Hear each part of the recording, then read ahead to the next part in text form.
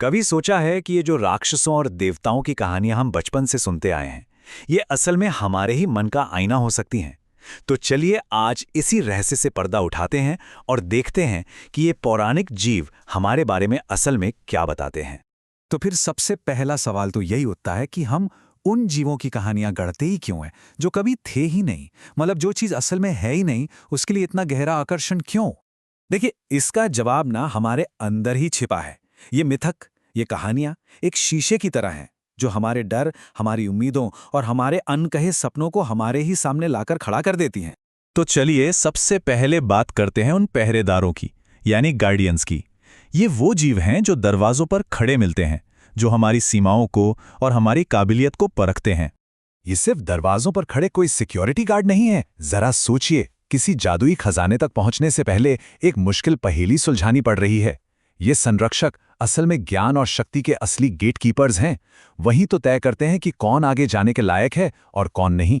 इसका सबसे बढ़िया एग्जाम्पल है ग्रीक कहानियों की स्फिंक्स। याद है, वो सिर्फ रास्ते में खड़ी कोई मॉन्स्टर नहीं थी। नहीं, वो एक दिमागी चुनौती थी। वो ये साबित कर रही थी कि असली ताकत तो दिमाग में होती है, सिर्फ मसल्स में नहीं।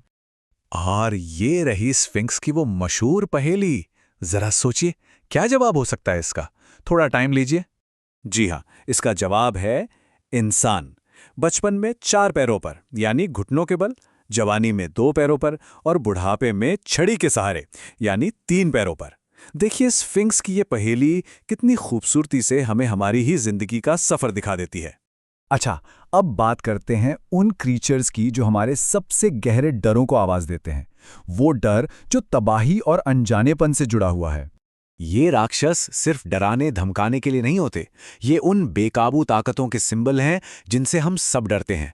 फिर चाहे वो समंदर का कोई भयंकर तूफान हो या फिर हमारे ही अंदर का बेकाबू गुस्सा। और कमाल की बात यह है कि अलग-अलग राक्षस अलग-अलग तरह के डर को दिखाते हैं। एक तरफ है क्रैकन, जो समंदर की गहराइयों का एक बाहरी खतरा है, और दूसरी तरफ है वेंडिगो, जो हमारे अंदर के लालच और इंसानियत के खत्म होने का डर है। एक अंदर की लड़ाई। और फिर आता है हाइड्रा, एक ऐसा मॉन्स्टर जो हमें ये सिखाता है कि कुछ परेशानियां तब तक बढ़ती रहती हैं जब तक हम उनसे सही तरीके से नहीं निपटते। कहानी तो पता ही होगी, जब भी हरक्यूलिस उसका एक सिर काटता था तो उसकी जगह 2 नए और भी ज्यादा खतरनाक सिर उगाते थे। अब जरा उस फ्रस्ट्रेशन के बारे में सोचिए, जब आपकी हर कोशिश आपकी मुश्किल को डबल कर रही हो। हाइड्रा इसी बेबसी का नाम है। लेकिन हरक्यूलिस ने हार नहीं मानी। उसने सिर्फ ताकत का इस्तेमाल नहीं किया, उसने दिमाग लगाया। उसने सिर काटने के बाद उस घाव को आग से जला दिया ताकि नया सिर उग ही ना पाए। उसने प्रॉब्लम को जड़ से ही खत्म कर दिया। और ये हमें क्या सिखाता है कि बड़ी से बड़ी चुनौती भी सिर्फ ताकत से नहीं, सही स्ट्रैटेजी से जीती जाती है। चलिए अब एक कदम और आगे बढ़ते हैं और बात करते हैं उन जीवों की जो हमारे अंदर के कंफ्यूजन को, हमारे अंदर के द्वंद्व को दिखाते हैं। ये क्रीचर्स हमारे अंदर चल रही लड़ाई का आईना है। वो दिल और दिमाग की कशमकश या हमारे अंदर की अच्छाई और बुराई का टकराव, ये दिखाते हैं कि हम सब कहीं ना कहीं 2 दुनियाओं के बीच बटे हुए हैं। और इसका सबसे अच्छा एग्जाम्पल क्या है? ड्रैगन्स। देखिए ना, वेस्ट में ड्रैगन को अक्सर लालची और खतरनाक माना जाता है, वहीं ईस्ट में उसे समझदार, ताकतवर और किस्मत चमकाने वाला मानते हैं। एक ही जीव, लेकिन कल्चर बदला तो मतलब ही बदल गया। और इस अंदरूनी लड़ाई का शायद सबसे क्लियर सिंबल है सेंटोर, आधा इंसान आधा घोड़ा। ये हमारे सभ्य दिमाग और हमारी जंगली फितरत के बीच की खींचतान को दिखाता है। लेकिन फिर कायरॉन जैसे सेंटोर भी हैं जो बहुत समझदार थे। ये हमें उम्मीद देता है कि इन दोनों हिस्सों के बीच एक बैलेंस बनाना मुमकिन है। और आखिर में चलिए बात करते हैं उन क्रीचर्स की जो हमारी सबसे बड़ी उम्मीदों को, हमारी सबसे अच्छी इच्छाओं को पंख देते हैं। जैसे कि फीनिक्स, शायद दोबारा उठ खड़े होने का इससे पावरफुल सिंबल कोई और नहीं है। ये हमें याद दिलाता है कि हर अंत के बाद एक नई शुरुआत होती है, कि हम अपनी ही राख से, अपनी सबसे बड़ी हार के बाद भी फिर से खड़े हो सकते हैं। और ठीक वैसे ही है यूनिकॉर्न, जो अच्छाई और मासूमियत का सिंबल है।